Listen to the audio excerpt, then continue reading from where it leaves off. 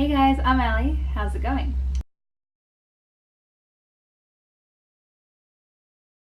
The reply to 12 reasons why you should never become an expat, part 2.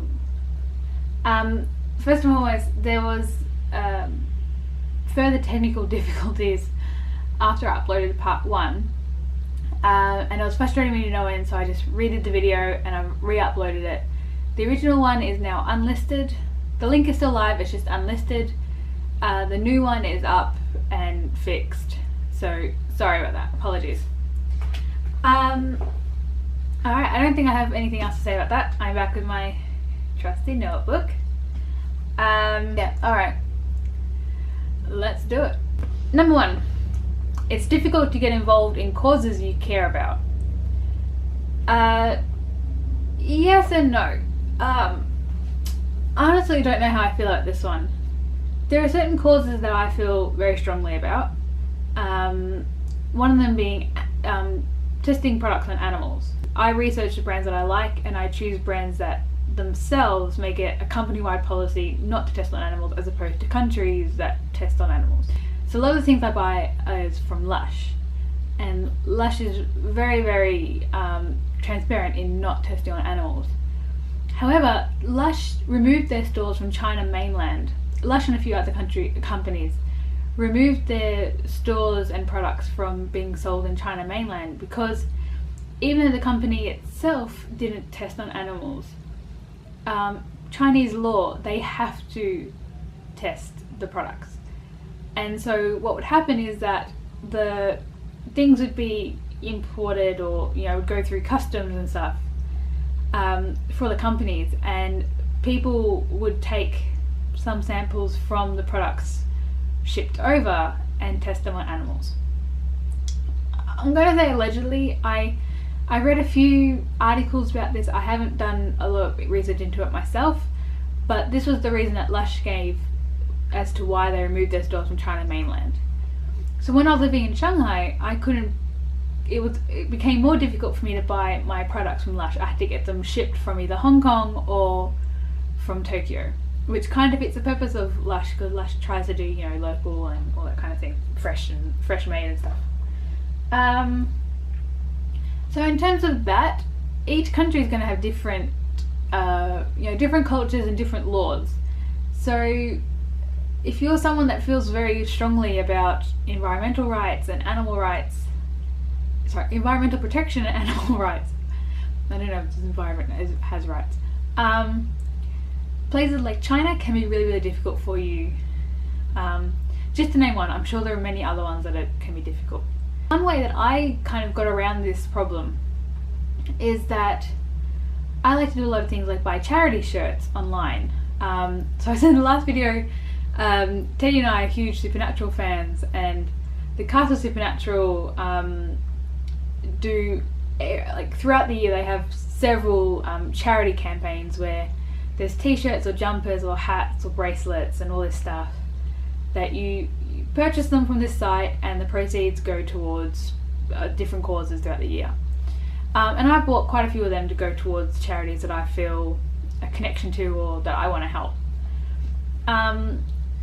Turtle and I also make a habit of making sure that we donate regularly to charities that we support, particularly environment and elderly care and women's protections. So it can be difficult in terms of it can become difficult if you are someone that prefers to volunteer your time towards a cause, or if there's a certain way you like to behave as a consumer, but you can't physically be there to help these causes that you want to get behind, be it protest march or disaster relief. But where there's a will there's a way, and if you're happy to put monetary support behind a cause, or just donating clothes to the Red Cross, which is active in most countries.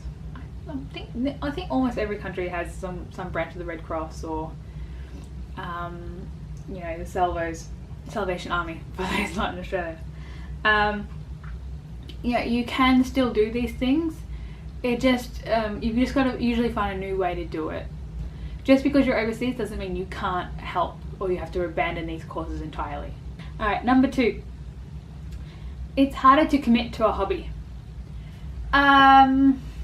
It kind of depends on what your hobby is, I think. So my hobby is playing ultimate frisbee. I talk about that quite a lot. I've done whole vlogs and videos entirely dedicated to me going to tournaments around the world. Depending on the country I've been in, has changed how difficult it is for me to continue pursuing this. So when I was back in Melbourne, I used to play frisbee. I used to play frisbee once a week, Monday nights for the league, and I'd play for usually 2 or 3 teams if I could. And then I'd also have training for various teams throughout the year, depending if it was women's seasons or mixed season or Division 1, Division 2. I would run trainings, and so I would be doing something frisbee 3 or 4 times a week. And then tournaments and whole weekend long tournaments or week long tournaments even a couple of times a year. So I was very, very active. When we moved to Tokyo, it became a lot more difficult for me to do frisbee stuff in Tokyo.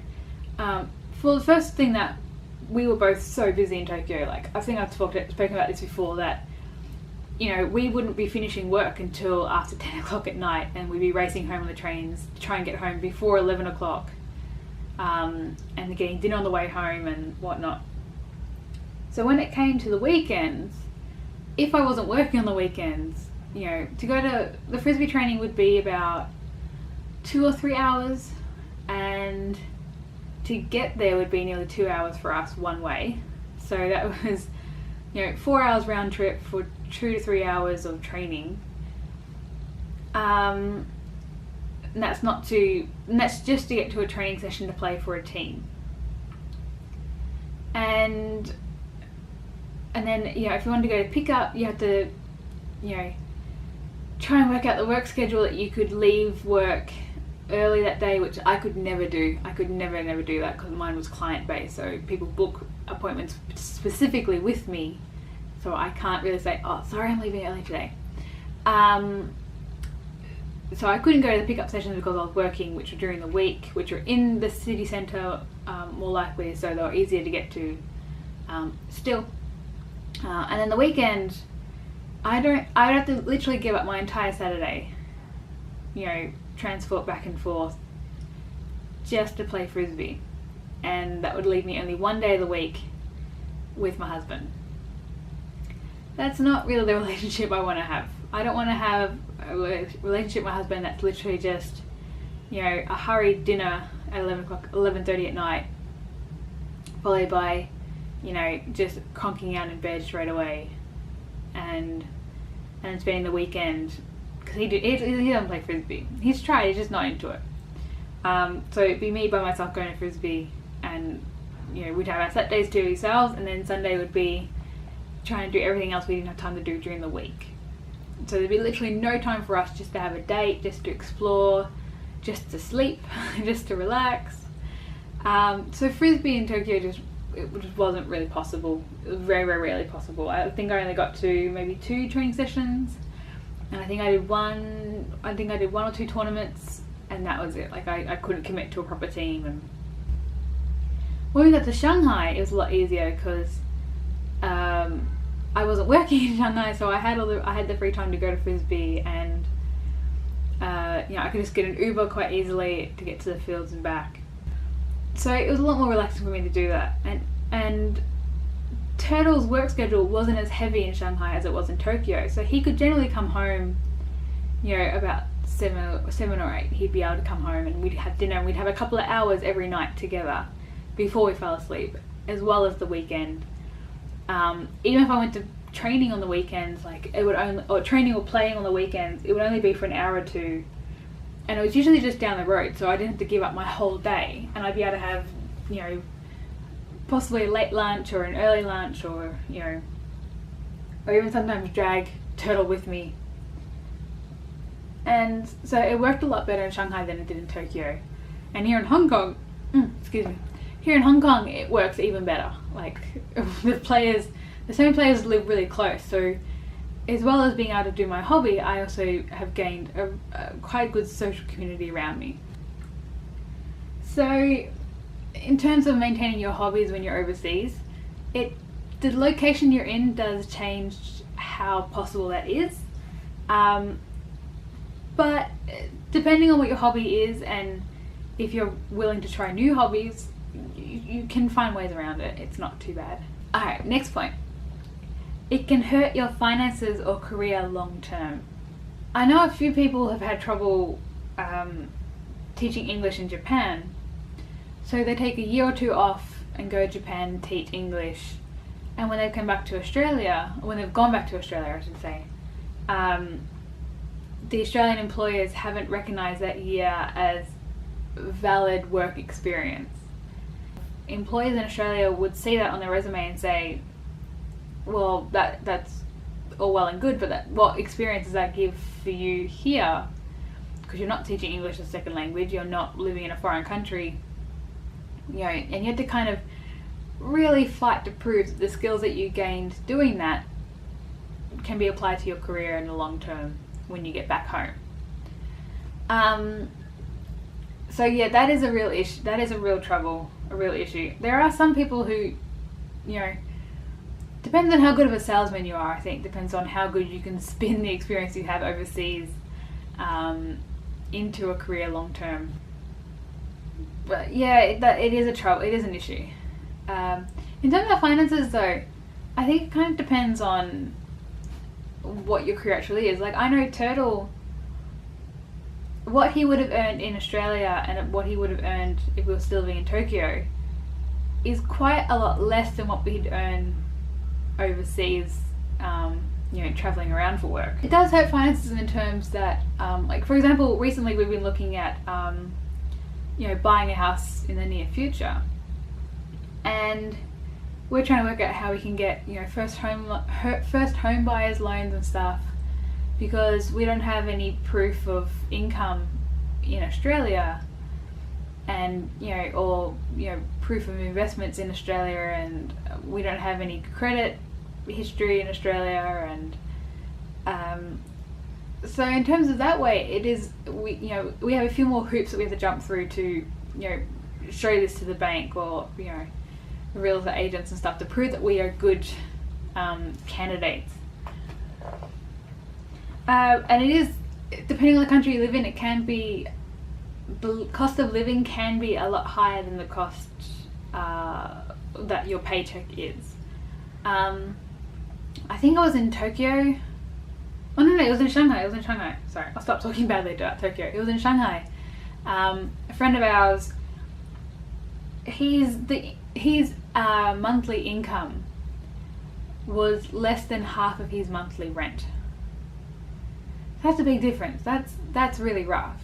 And that's, a lot of people have that problem where just their monthly rent is more than double what their income is for the month. So it really depends on where you work. It depends on how it affects your finances, and also how you use that money. Like I've still got a bank account in Australia just for emergencies, but if we had it done into like a long-term investment funds, that was a struggle. If you go through that, then generally it's easier for you to support your finances and improve your financial stability. But moving around costs money. Every time you move, you've got to buy new stuff. Every time, whenever you get to a new country, for the first 2 or 3 months, I'd say, don't expect to be going out every night and being able to live the high life. It's going to take you a while to settle in and to actually get yourself into a good situation and set up. So yeah, definitely that's something you have to prepare yourself for and think about in advance. So next point, the places you know and love best will inevitably change. I think we had a similar point in the first half to this. And the term that they use in the blog, and I quite like this term, it's a really good picture I think, is big cities are vibrant organisms. Yeah, it's always changing. And it doesn't have to be big changes. It can be little changes that throw you off more than big changes, I think. So like the first time I went back to Melbourne after moving to Tokyo, I remember a new shopping centre had been built in between the Myers building and Melbourne Central Shopping Centre. The Emporium, that's what it's called, the Emporium. And that had been under construction before I left, but I didn't realise that it was going to be a brand new shopping centre until I got there. And you used to be able to walk from Myers straight through, and the building behind it used to also be owned by Myers. And you used to walk straight through, all the way through the two buildings of Myers into Melbourne Central. And so I'm like, oh yeah, I'm just going to walk through Myers and see how it goes. So I go up, second floor, get to the walkway, and so I'm in a whole new shopping centre. I was like, what the hell is this? Like, that's a big change. But often just little changes, like I went to go have lunch at one of my favourite tiny little places, and they just got new management, and nothing cosmetic had changed about the place. Like, it still looked the same, had the same menu, well, largely the same menu, but it's just little changes, like they stopped, the serving sizes had changed, and they stopped giving you you used to have free, what do you call it, edamame would come out with your dish, like just a handful. And they stopped doing that as well. And it's just little things like that. And it's like, oh, I was really looking forward to that. Like, it's different and changed. So yeah, I think that's definitely one of the disadvantages to becoming an expat, is when you do eventually go home, things are always going to be different. Very few things will be the same. And usually the things that you want to be the same are always the things that are different. Nearly always. So yeah. Alright, next one. And this is very similar to the previous point. You're always leaving something behind. Just about everything. You leave just about everything back home.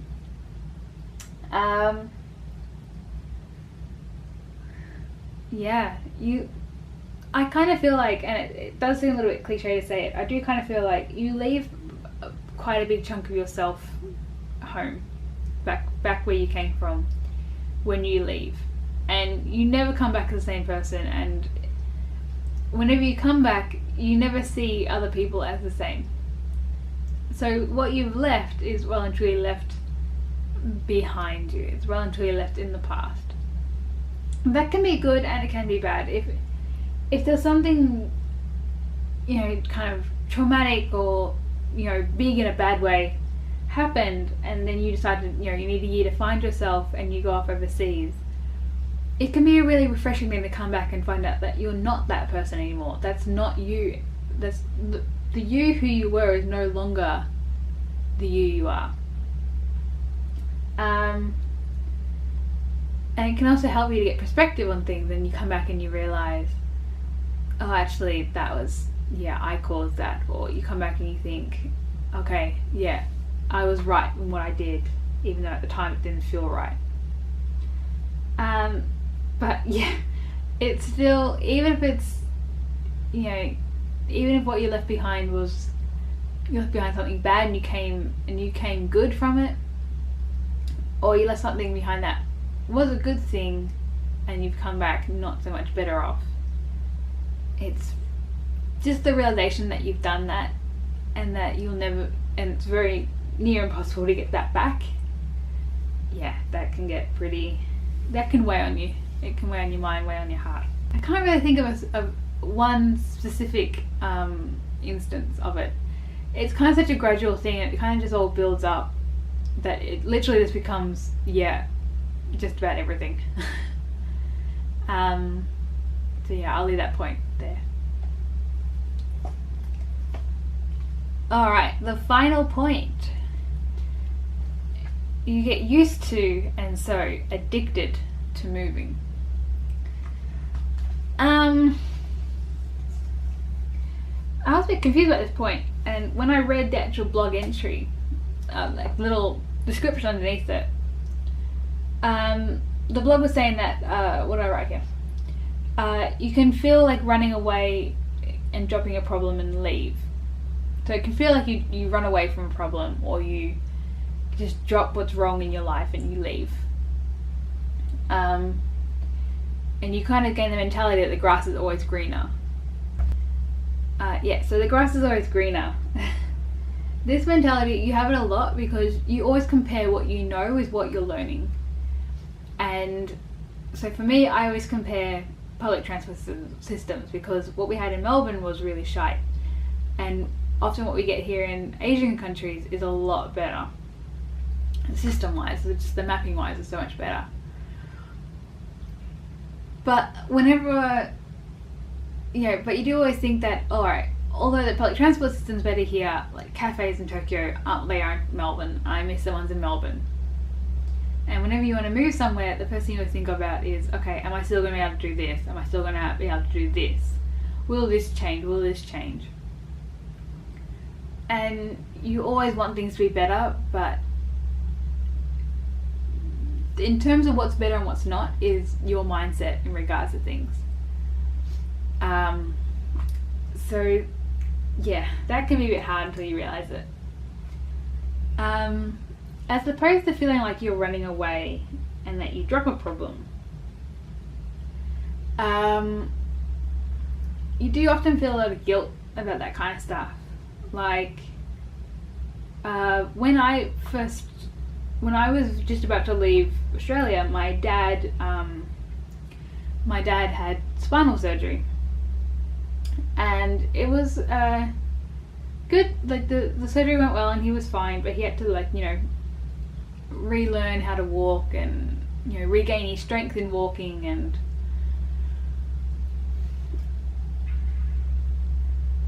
I left shortly after that, and since I've been gone, like every time I get sick I feel really, really guilty about it, because I ran away when that was a problem. And yeah, you always feel guilty about that, especially when something close to you, like a family member. So the mentality that things will get better if you go somewhere else, it's not always the case. And even if things do seem better,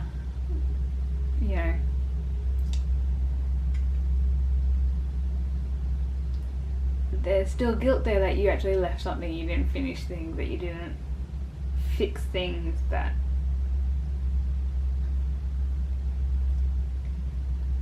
I don't know. You do constantly think about the next time you move, though, if what things will change and how things will change. But there's always something that in your heart are not going to change, they're not going to get better. You do start thinking about what will actually get worse as you move around. So that one is definitely, I really feel like I'm not articulating this very well, and I think it's just because it's such a hard thing to voice when stuff like this is coming up. Anyway, I'm going to leave it there. So that's part 2. That's all 12 points from the blog discussed.